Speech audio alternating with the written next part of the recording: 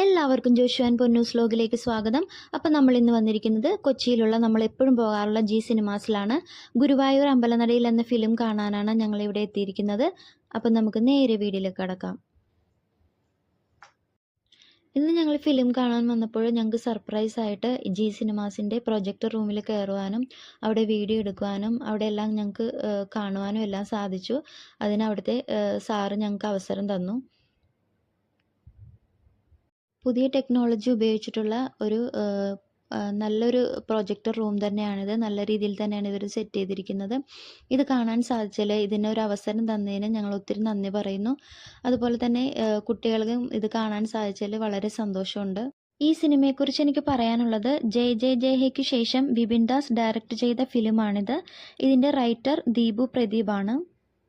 Fully entertaining ആയിട്ടുള്ള ഒട്ടും ബോറടിയില്ലാതെ കാണാൻ പറ്റിയ നല്ലൊരു ഫിലിമാണിത്. ഇതിൽ പൃഥ്വിരാജും ബേസിലും എല്ലാം നല്ല അഭിനയമാണ് കാഴ്ചവെച്ചിരിക്കുന്നത്. തുടക്കം മുതൽ ഫിലിമിൻ്റെ എൻഡ് വരെ ഫുൾ കോമഡിയാണ്. ചിരിച്ച് കണ്ടിരിക്കാൻ പറ്റിയ നല്ലൊരു അടിപൊളി ഫിലിം തന്നെയാണിത്. ഫിലിമിൻ്റെ ക്ലൈമാക്സ് വളരെ സൂപ്പർബാണ്.